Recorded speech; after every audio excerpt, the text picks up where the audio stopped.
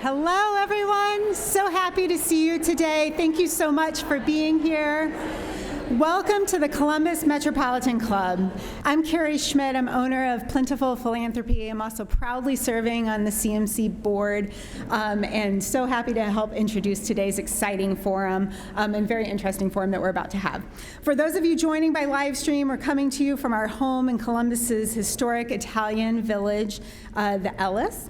And we are welcoming you to the CMC annual Mary Lazarus Forum celebrating women in society. Mary Lazarus is very, very valuable to CMC, our history, and one of our founders. So thank you, Mary.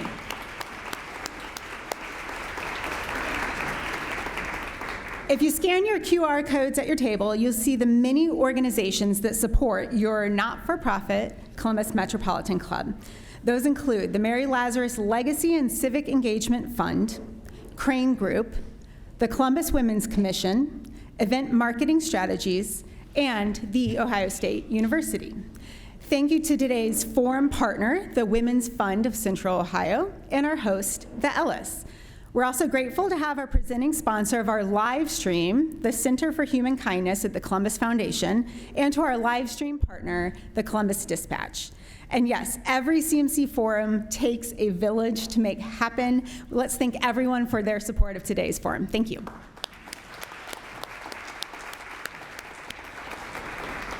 All right, down to business. The title of today's forum should make the goal of our conversation clear. It's time to end the gender wage gap in Columbus. Woo! So let's do that. The gender pay gap is unfair, inequitable, and is illegal. Paying women less than men for the same work has been against the law since 1963. And yet, based on today's full-time wage gap, women entering the workforce stand to lose nearly, brace yourselves, $400,000 over the course of a 40-year career. With today's panelists, we'll dive into how to close the gender pay gap once and for all. To introduce today's panelists, we welcome Columbus City Council member Lourdes de Barrosa de Padilla for today's sponsor, the Columbus Women's Commission. Lourdes, thank you.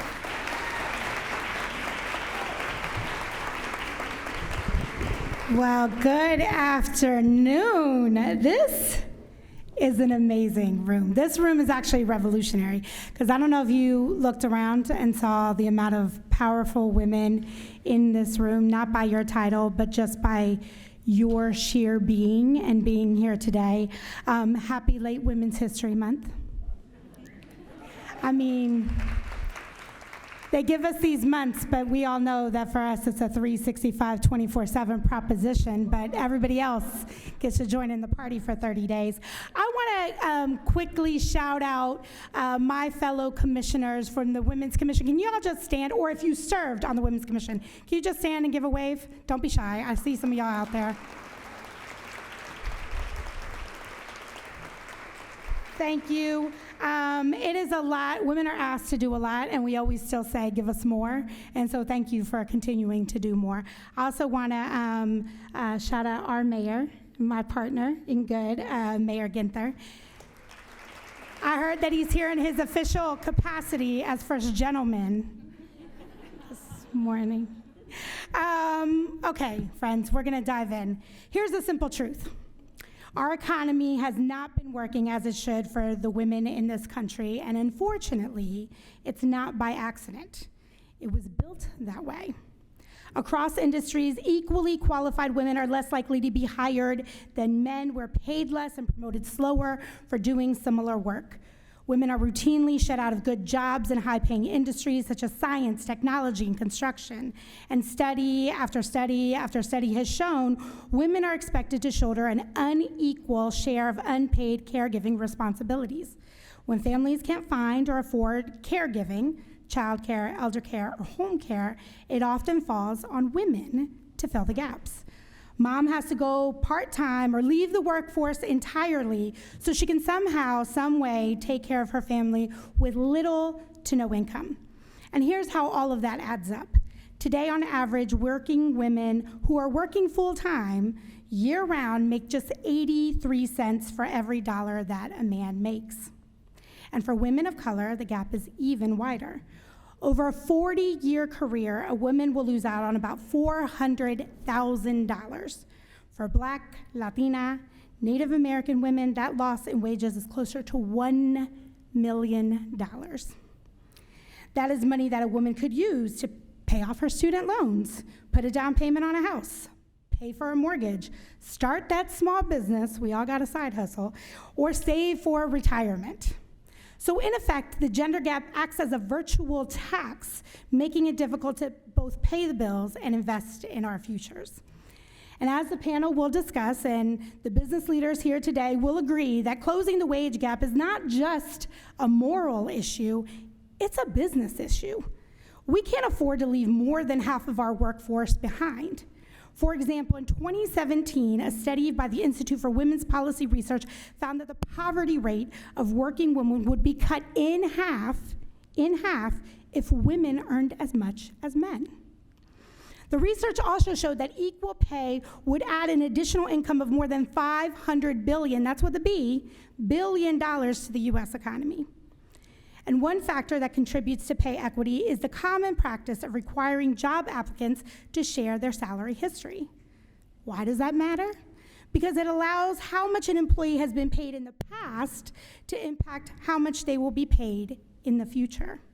And for many women, this practice can mean that inequitable pay from a previous job will follow you into a new job. And that's why this last year, along with my colleagues, we put a stake in the ground and moved beyond simply asking for commitments and good faith efforts to create real social and system change. The salary history ban went into effect in Columbus this Women's History Month.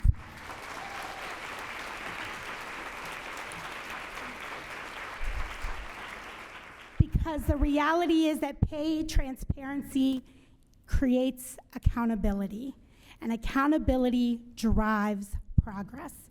This policy and system change narrows the pay gap and ensures equal pay for all. And that's important because when women succeed, we all succeed. That's why I'm excited for this conversation today, so we're gonna go ahead and hop into it. Please give a warm welcome to our panel, Dr. Joyce Chang, Professor of Economics and Women's Gender and Sexuality Studies at The Ohio State University. The First Lady of Columbus, Shannon Ginther, and also the Chair of the Women's Commission. Barb Smoot, President and CEO for Women for Economic and Leadership Development.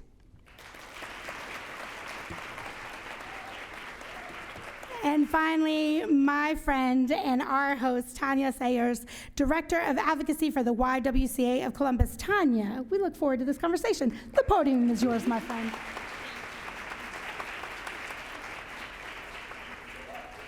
Hello, good afternoon. Thank you, Council Member, for the warm welcome and for all you've done to help us close this gap of pay equity right here in Columbus. It is great to be here and see so many familiar faces to talk about what has become too familiar of a topic. The gender wage gap is a persistent inequity that has eluded workers, employers, and every level of government, despite the Equal Pay Act that Carrie mentioned, that made wage discrimination on the basis of sex illegal.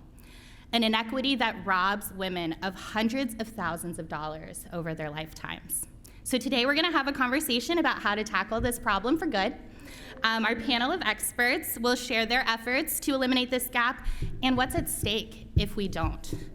So before we get started, I'm going to add a little bit to some of the framing that we've received from the folks that just shared. You heard some of the statistics. Let me localize them a little bit for you. So in Ohio, full-time, year-round workers, women, earn 81 cents on the dollar. And when you add in part-time workers, right, our folks that are working low-paid, hourly jobs often, that is 71 cents to the dollar that men earn. We are 29th in the country, according to the National Women's Law Center in 2024. And we know this disparity is greater for women of color, as the council member shared. And today, we are hosting this event on Asian American and Native Hawaiian and Pacific Islander Equal Pay Day. That means that it takes this many days into the year for an Asian woman to earn as much as a white man did in 2023. Asian American women and Native Hawaiian and Pacific Islander women earn on average 80 cents to the dollar compared to white men, but actually have the widest gap when it comes to ethnicity. Many East Asian ethnicities and Indian women earn on average more than white women, and even some men. But some ethnicities, especially those who call Central Ohio home, earn significantly less. Vietnamese women earn 59 cents to the dollar, Bhutanese women earn 56 cents to the dollar, and Nepalese women earn 51 cents on the dollar. So it's an important day for us to recognize that disparity as well. So we've made the problem clear. Let's talk about solutions. In 2017, the Columbus Women's Commission introduced the Columbus Commitment, a voluntary employer-led pledge dedicated to closing the wage gap and fostering pay equity. The first pledge was actually signed at the YWCA ballroom on what was then Latina Equal Pay Day. And now it's been signed by over 400 Columbus area employers who have committed to addressing their internal policies, sharing best practices, and implementing solutions. Two of our panelists were actually part of the genesis of that commission, both First Lady Ginther in her role as chair of the commission and former Commissioner Barb Smoot.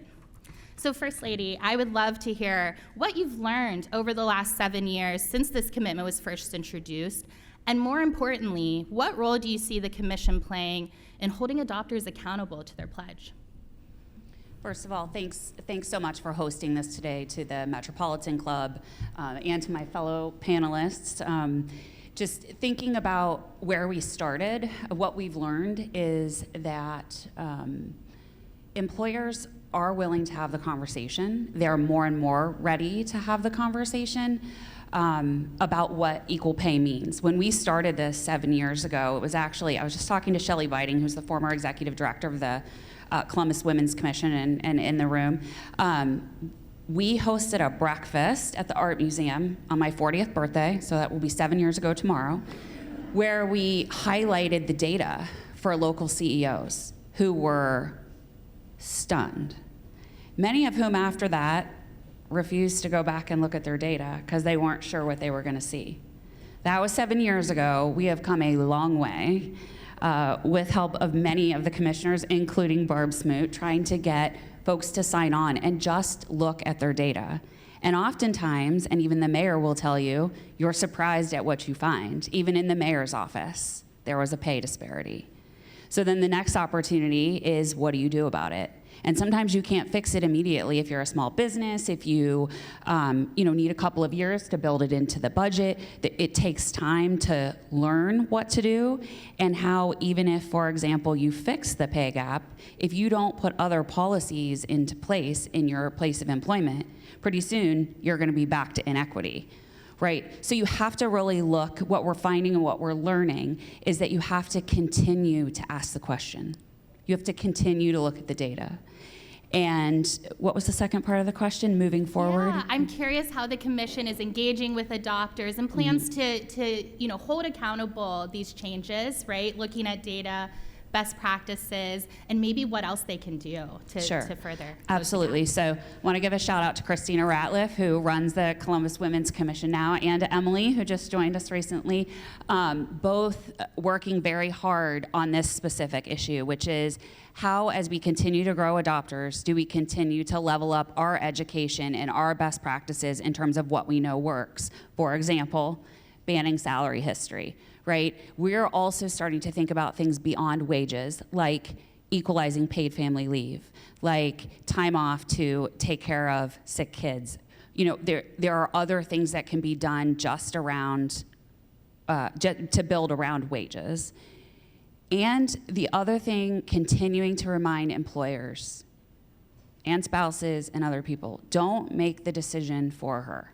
Don't say she has small children, there's no way she would take this stretch assignment because she can't travel.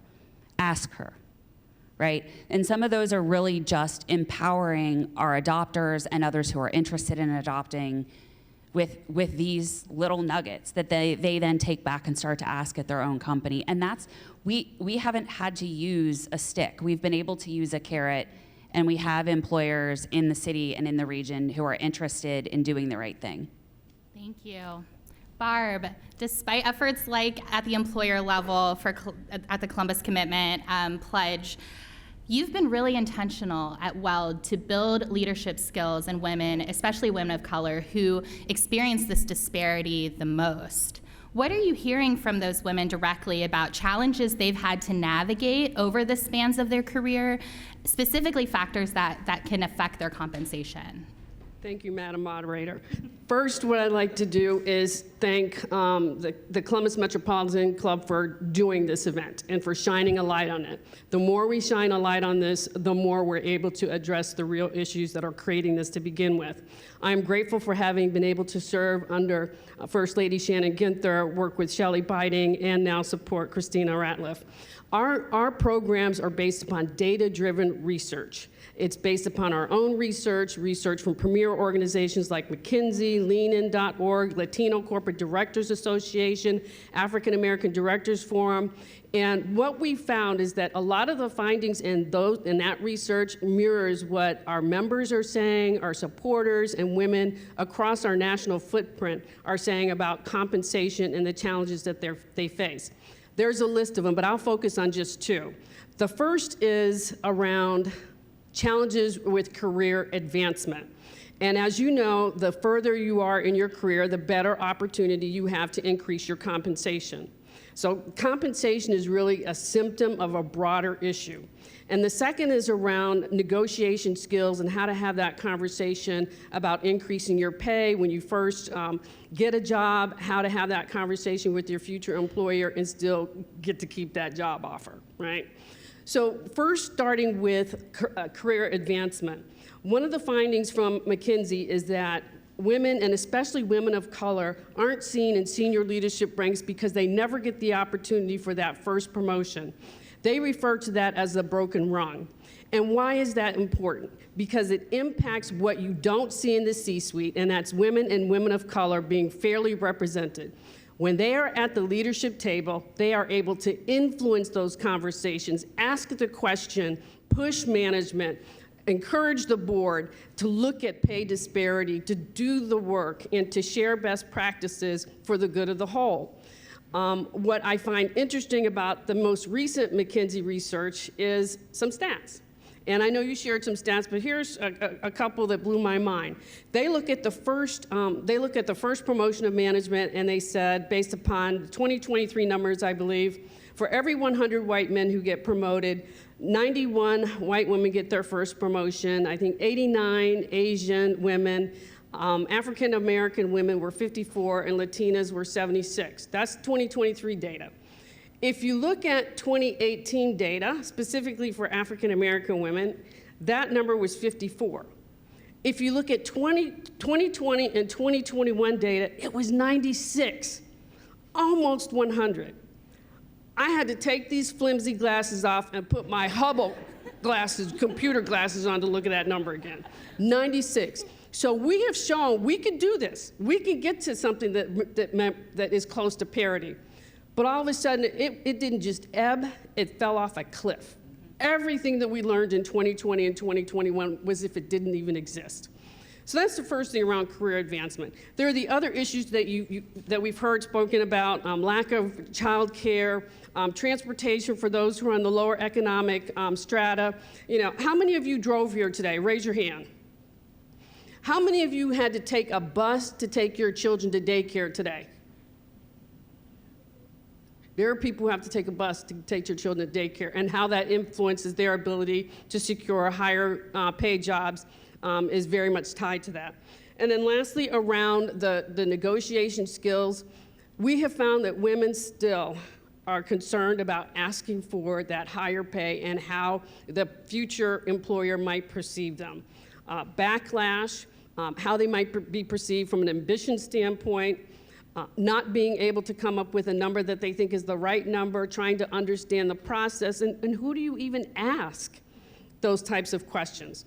So in a nutshell, the two big things are around career advancement, and then how do they have that conversation? And we teach these in our programs on negotiation and for our pathway programs. Great. Thank you so much. Dr. Chen, you have shared publicly your personal story experiencing an opportunity to uncover pay inequity in your workplace and advocating for change. Can you share some of that story and what the outcome was? Yeah, I would love to. So I've done some research on Ohio State University's pay inequity for tenure track faculty and shared those reports with University Senate, President and Provost, along with Columbus Women's Commission back in 2017. Related to that, I also had my own pay equity case at Ohio State. It was resolved internally. And the good news is I got a 20% pay adjustment. Which means, right out of the previous 5 years that I'd been working at the university, one of those years had essentially been for free. So I'll share some of the things, some things about the process and some things that I learned along the way. So I was fortunate in that for faculty at the university, there is a pretty well-defined process. You go through your department chair, and then there's a college-level grievance committee that does the review, and then the dean makes the final decision. And so the first step in the process was for me to document, and I'll note, by the way, that I'm a labor economist, so this is my bread and butter. I know how to do this, right? Other people don't have this training, right? It's not their expertise. So how we would expect individuals to go in and address their own pay equity cases without the help of HR, without the help of lawyers, consultants, economists is beyond me, right? And even for me, it took probably 40 hours for me to compile all the data. I was able to do so because Ohio State University has publicly available salary data, for which folks who don't work at the university don't have that data available to them. I pulled together all the metrics on productivity of my peers and put together a whole case about why. And it's hard, right? It's hard emotionally to sit down and have to prove to somebody else that you're just as good as the people in the same job as you, right? It's very draining.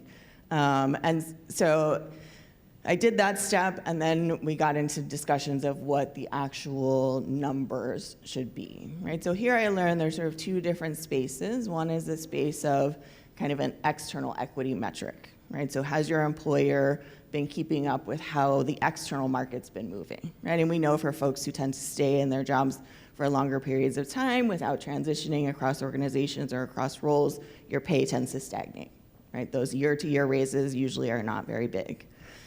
So that's one piece, right? So you can bring up that issue of like, hey, I've been here for a long time, and that was part of what happened to me, and the pay increases in my role just hadn't kept up with the rest of the market. The other piece where it gets very touchy and has a big danger of sliding into the confrontational, right, is bringing up the internal equity issues, right, of saying, well, actually, I've been doing all this unpaid work at work, right, that you're not counting as work. The students who come to me because I'm approachable, the other faculty members who come to me because I'm approachable, the extra committees I have to be on as a woman of color, right, or I'm asked to be on as a woman of color, right, all of that doesn't count towards salary increases and promotion, right, in the current system. So that's part of what we need to change, right? The other thing is even unconscious bias among evaluators of how they perceive the work, right? Something that I do with a male colleague, and we have research on this, right? That papers, academic papers written by women, if they're co-authored with a man, then the women are perceived as having done less work than if they're co-authored with another woman, right? Despite the order of the authors in the listing, right? So all of those, so having to bring those kinds of issues up, right, with your manager, your department chair is very challenging. And so I was fortunate to have the university or the college grievance committee discuss those issues with as well. And the other thing I learned was that there is a tendency, I think sometimes, to try to defer concerns about pay equity based on a appeal to a broader sense of equity, right? Where I heard this argument of, well, you know, the salary compression is something that happens to lots of people at the university. It's not something we can fix, you know. But my response was, I understand that, you know, it is a broader problem. I don't see that as justification for not fixing this problem that is in front of you right now. Right? And so I think the need for us as individuals to also push for that and say, no, we have to fix what we can as we go along, right, and do what's possible, while keeping in mind that there is a bigger problem that needs to be addressed. And I'll also mention that at the Women's Place at Ohio State, where I'm serving as a faculty fellow this year, we do quarterly workshops on negotiation techniques of how to have these kinds of conversations and what data to bring to the table. Thank you. Thank you for sharing your story. And I have to imagine you have had quite an impact on those who have come after you. So it's not easy being the one to say this isn't right. So thank you. So even with efforts like the Columbus Commitment, leadership training, advocates like Dr. Chen, the pay gap still persists. We have to talk about this from a systems level, especially when you consider low-wage workers, hourly workers, folks that just don't have the ability to negotiate or have weak workplace protections. To put it simply, we can't empower ourselves out of equity issues. Not all of us have the opportunity to work for employers who value fair wages. So systems change. It's not easy, it's not quick. Federally, the Paycheck Fairness Act, which would close loopholes in pay discrimination laws, has been introduced 14 times since 1997 and still sits today unpassed. Ohio currently doesn't have a law that guarantees women equal pay for equal work. Various equal pay bills have been introduced over the years, and currently House Bill 115 sits in committee without a single hearing scheduled. What are steps that we can take from a policy perspective, especially locally, thinking about the progress that has been made with this salary history ban, to close this pay gap? How can we address this here in Columbus? This question is just open to all of you. So I can start. I'll start with the bad news. The bad news is that bill that sits in the Ohio House in committee will sit there, and it will be reintroduced and reintroduced and reintroduced. We are not at a place statewide where we're ready for this. That doesn't mean that there isn't great opportunity here in Columbus, which is why we launched the Columbus Women's Commission in the first place, to draw attention to it, to figure out strategies to help employers make their way through it, then building on, like, okay, we're not seeing a lot of change, so let's ban prior salary history. There are other opportunities, as we go, we'll see other policy levers that we can potentially use to push this forward. But the other piece of this is on each one of you.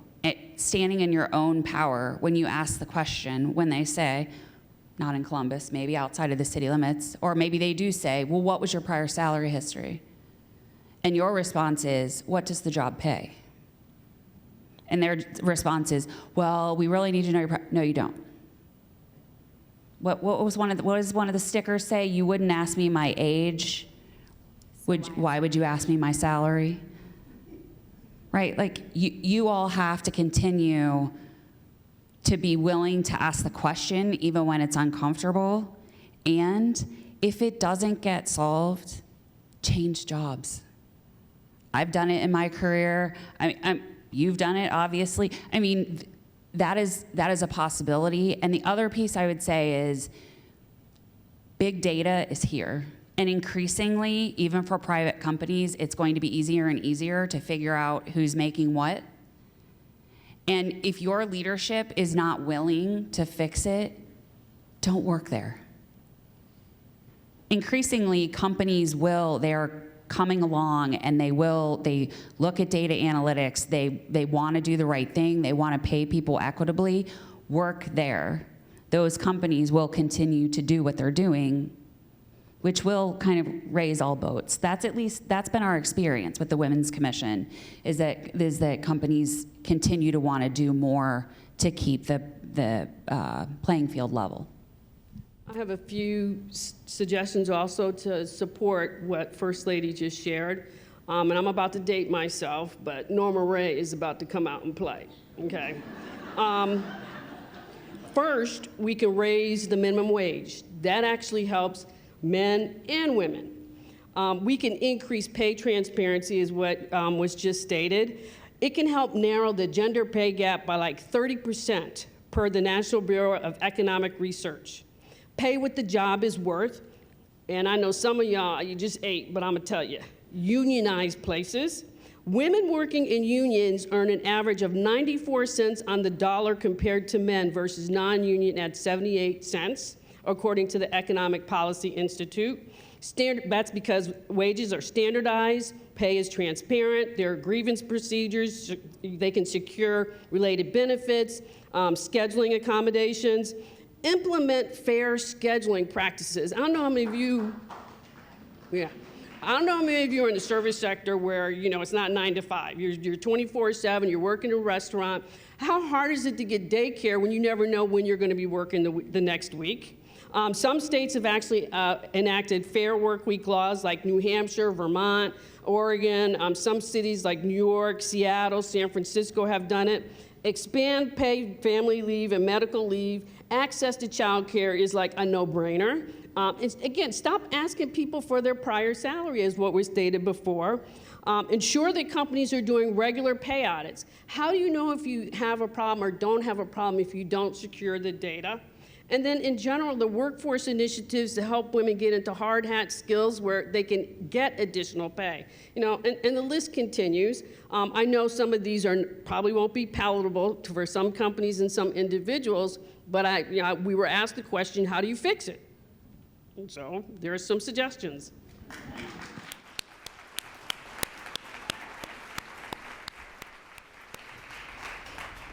Yeah, I would add for our male allies, it can be very helpful to be transparent about your own salary and benefits and extra, supplemental compensation, bonuses, things like that, so women understand. I know I've been in roles where I'm like, oh, I didn't even know that was a way I could get paid, and you've been getting that for 5 years, right? There's a lot that we just don't even know, and to advocate for your own staff, right? If you see a pay inequity in your staff, you should work to get it fixed.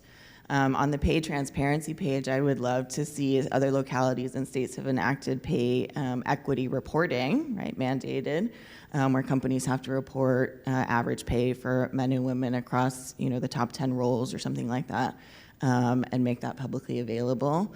Those internal, I think, pay equity audits are really important, again, because individuals cannot be expected to be able to put together the information needed for a pay equity case, right? They are going to lose against their manager and against HR almost every time, right? So we need that to happen from the top down so that it's not a confrontational discussion between an employee and a manager, right? And it doesn't create bad blood. I also didn't. I knew I was underpaid for 5 years before I was said anything because I had a tenure vote coming up and I didn't want to risk that. Right, and so it's that kind of precarity, right, that we need to remove from so that everyone can be empowered to ask for what they deserve, right. The other thing I'll mention, right, is that research shows that the largest contributors to the gender pay gap are differences in how different sectors are compensated, right. So the undervaluation of caregiving sectors, right, and sectors that have been feminized that are largely women. Right, is one big factor, and then also the differences in promotion, right, being set on the mommy track once you have kids, and it's a well-documented mom penalty and dad bonus, right? Men have kids, they make more money. Women have kids, they make less money, right? So again, that childcare piece has to come in, and in general, the valuation of caregiving that happens both in the workplace and outside the workplace. Thank you. Loving these suggestions. It is CMC's longstanding tradition to take audience questions, so we are going to ask just one more here. But if you have a question, you can make your way to the back of the room to the audience microphone. And if you're watching online, you can type your questions into the chat. So my last question, something that we are talking about all the time in Columbus is growth. Our region is rapidly changing, and with that comes more diversity, right? Women are entering the workforce, starting in new industries to help meet this workforce need as we're bracing ourselves for the next few years. How do we ensure that as our community grows, this gap doesn't widen, that we're not gonna let this fall through the cracks? And what can we do to meet this moment with the urgency it requires? I'll give one quick statement. More women and women of color at the decision-making table as business growth plans are being developed.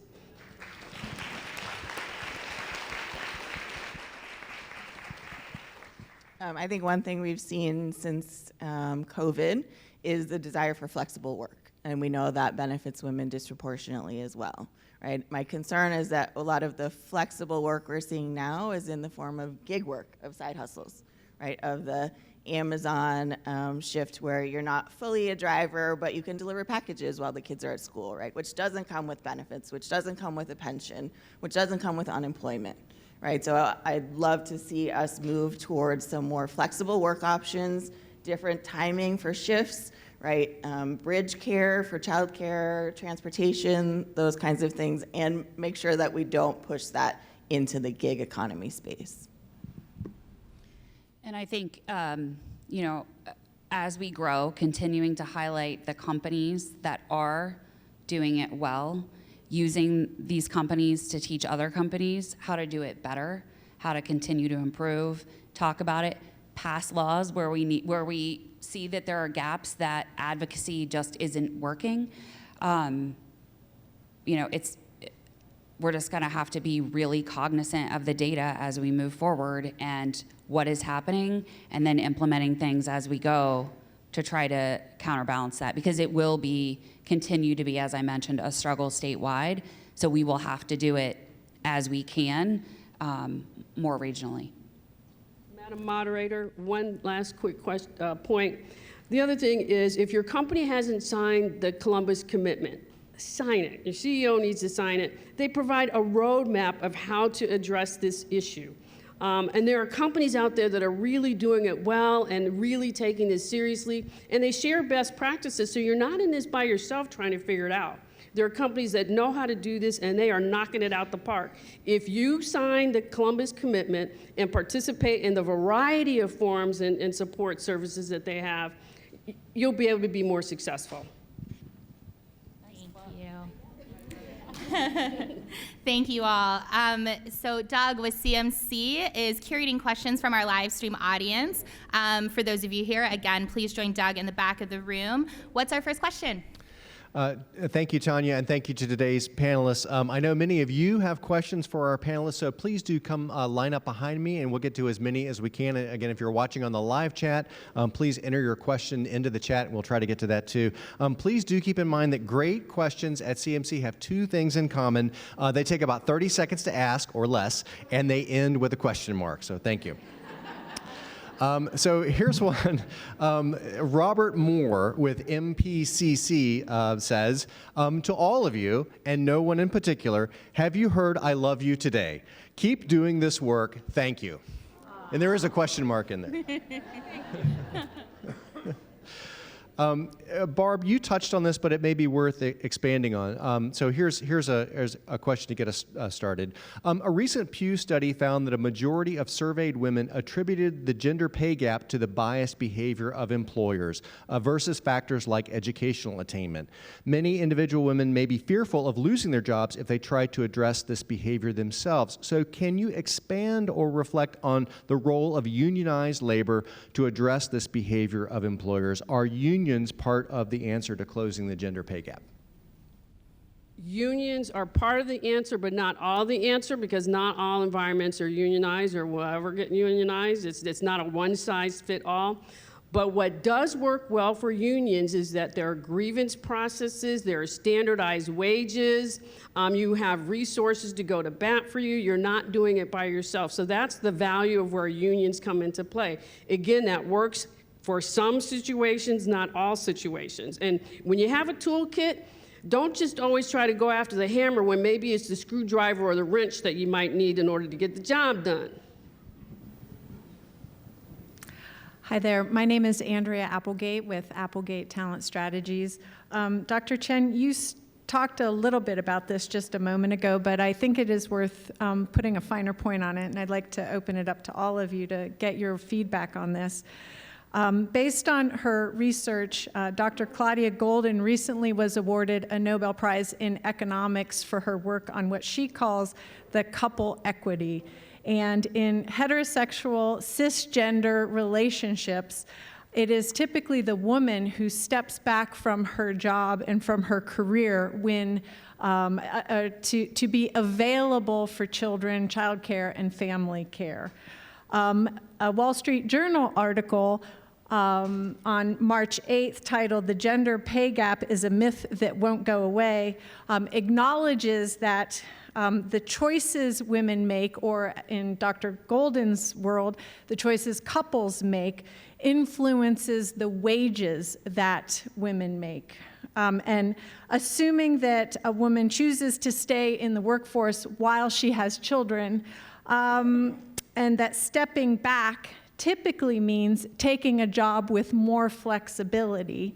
And I'm sorry, there needs to be some definitions and parameters on this. So flexibility does not mean fully remote. Flexibility means flexibility in start and stop times, in hours in a day, days in a week, cross-training, lots of things like that. So if wages are paid to people who take jobs with less flexibility, or lower wages are paid, how can we normalize or make the norm flexibility so that all people have flexibility, and that's not the thing that is penalizing women at work? Yeah, I think that's a great question. I will shout out to Ohio State. I actually, when I was, prior to when I was tenured, I actually was able to do a part-time tenure track role where I reduced my appointment to 66% and cut my pay by a third, but also reduced my teaching and service requirements at that time. And that felt like a real solution to me, right? I was able to continue in the career path that I had chosen, but actually have more time to balance work and family obligations. So I would love to see more options like that, where you don't have to step back from the track that you want to be on just because you would like to have more time to be with your family. And I think that benefits men and women equally. We all would like to participate more in the parenting of our children, right, and be less restricted by sort of a 9-to-5 workday. Right? And I think some of that is also, as we learned during COVID lockdown, right, is that we can trust our employees to do what they need to do without being in an office and being watched or being, we don't need that, right? Employees don't need that to deliver. They delivered when they had to, right? And so now that corporations seem to be, in some places seem to be wanting to revoke that option, even after employees were so flexible with all of those challenges in schooling and childcare, I think has been really upsetting to me, right? And really disappointing. I would say, there's so much information available now on companies who are doing it right.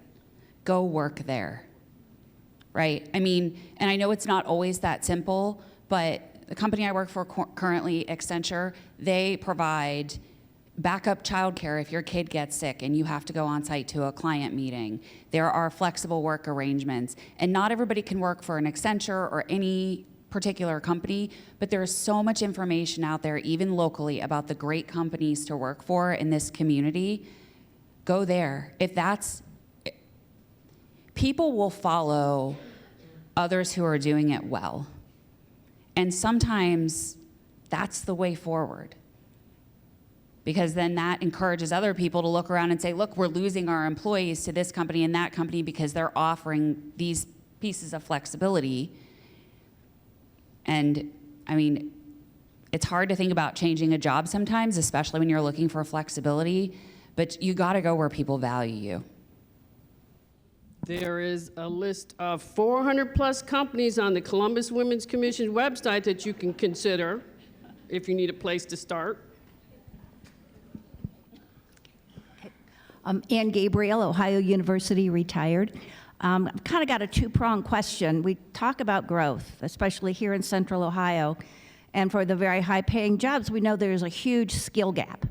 So what can be done or is being done to make sure it's the women that are filling that skills gap for these higher-paying jobs? And the second prong is, how do we go back to elementary school, high school, and get women interested in those STEM-type jobs that's going to lead to higher careers? So I can start as it relates to getting women upskilled, if you will. The city, through the mayor's leadership, has required unions who are building all city buildings, I may get this mostly right, all city buildings have to have women and minorities as part of their work crews. And so in order to be awarded those contracts, you have to train women and minorities. You have to recruit them to the skilled trades. We're doing some initiatives right now with women in the trades to get women into the trades, into these jobs that pay $150,000 a year or $200,000 a year. That's one way. The other way that I know Columbus State is working very closely right now with the other community colleges in getting women and minorities skilled for semiconductor. With Intel and all of the micro industry coming around Intel, there are very targeted efforts for women and minorities because we know right now, for example, there are 10% of women in semiconductor. And if Intel wants to open their plant at 50-50, we got a ways to go. So some of these very targeted initiatives are ways that the city and the educational community is coming around to try to solve that gap, close that gap. And some of it is a communication issue, making sure that women know about the opportunities that were just shared here. On the border of Ohio and West Virginia, Nucor Steel is building like a $2.5 billion company, and they connected with Weld to find out how they can reach women to encourage them to consider careers in the steel industry. It's not your grandpa's steel industry where you have to lift 500-pound things and sit there with hot stuff flying all over the place. You know, it's computerized, right? And so it's an educational issue to help inform women of the opportunities that they may be ready for today. And so how do we spread that word and touch as many women as possible about these higher skilled, higher paid jobs that are available for them? After the Supreme Court decision related to affirmative action, and I do think it's going to become more challenging for public universities and K-12 schools to have those kinds of targeted programs that help to upskill women in particular. So there's going to need to be more engagement from private sector partners and to fill those gaps. So please vote. The other thing I want to make sure is that we don't forget other sectors, right? We continue to have huge shortages in the childcare sector, in nursing, in K-12 teachers, right? Because those jobs are not paying enough, right? And we need people in those jobs, right? So what we need to address that big systemic problem, right, of the underpay or the too low pay in those sectors, because those are also the sectors, childcare and K-12 education in particular, right, that oftentimes limit women's labor force participation and how much we can engage in those stretch assignments and promotions and things like that. Thank you. We have about 6 minutes left and I think 3 questions, so we'll try to get to all 3. CC Harris wants to know, what do you say or do when your employer or manager tells you not to talk about salary? I think that's illegal. Bye.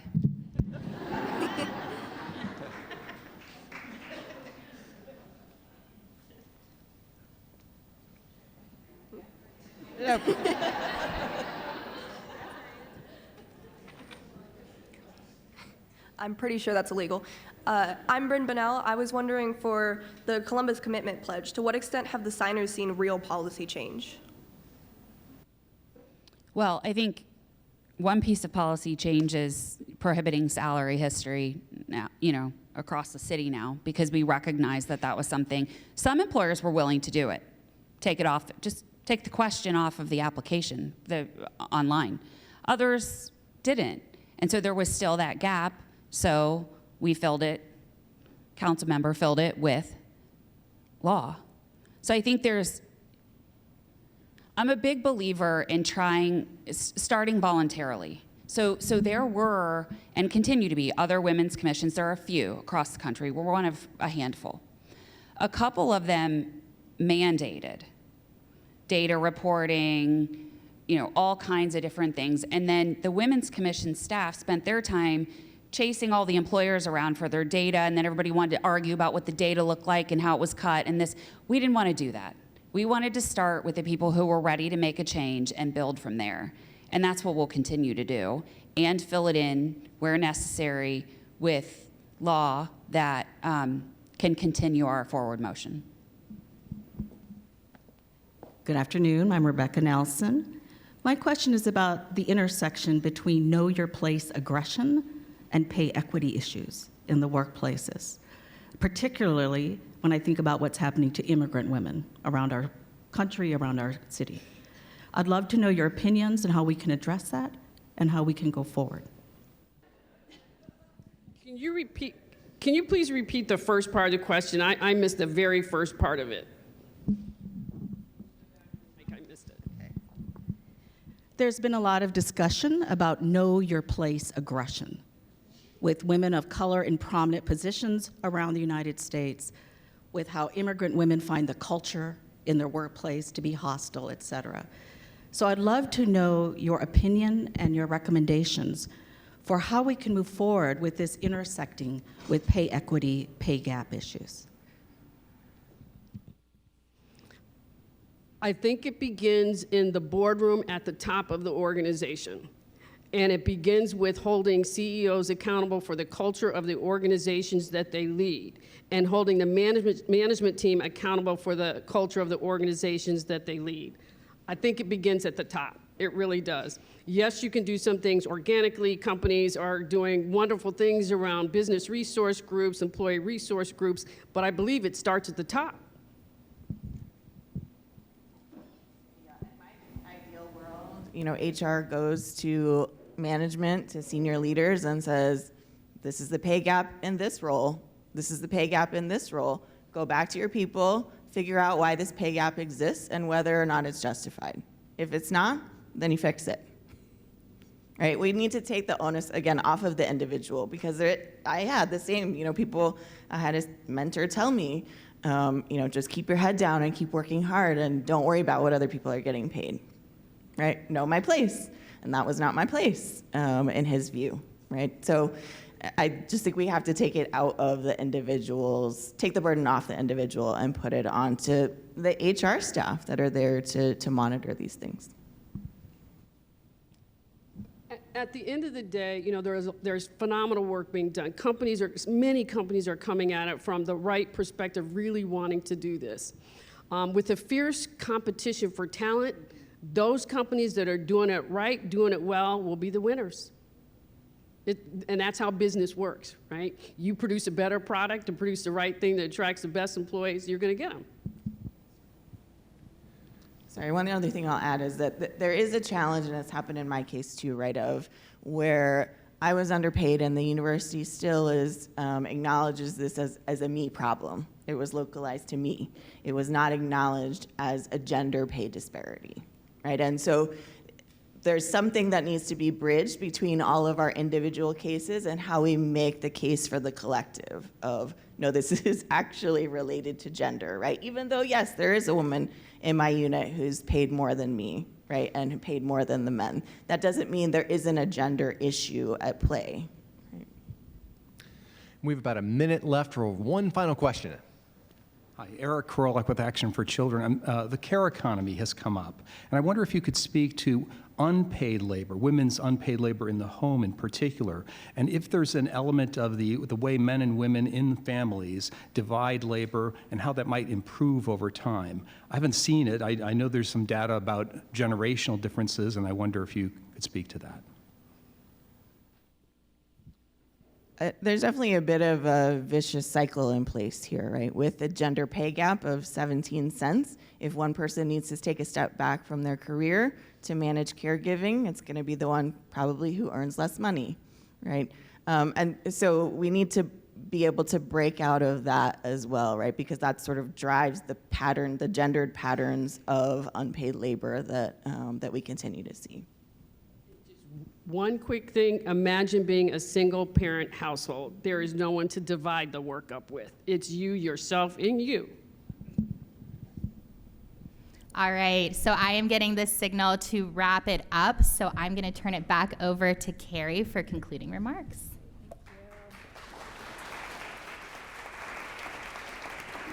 All right, everyone, I hope you found this conversation as important, interesting, stimulating as I did. I can't wait to process a lot of what I heard today. Thank you again for our sponsors of today's forum, the Mary Lazarus Legacy and Civic Engagement Fund, Crane Group, the Columbus Women's Commission, Event Marketing Strategies, and The Ohio State University. Also our partner, the Women's Fund of Central Ohio, and our host, the Ellis. And we're grateful to our presenting sponsors of our live stream, the Center for Human Kindness at the Columbus Foundation, and our live stream partner, the Columbus Dispatch. Thank you all.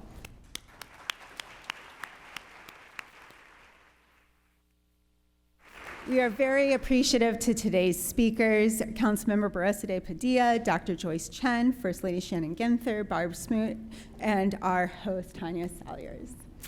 Thank you so much for joining us today. Go ahead and start making plans for upcoming forums. Next week, please join us for Solitude to Solidarity, Healing Ohio's Loneliness Epidemic, featuring Dr. Amy Acton and a panel of passionate experts. Related to one of the questions we just heard, towards the end of the month, you can also look for a forum featuring the conversation on immigrants and the economy called How Immigrants Revitalize Communities. Thank you all for attending. Thank you for you who are joining on live stream. We appreciate you all. Be safe today. Thank you.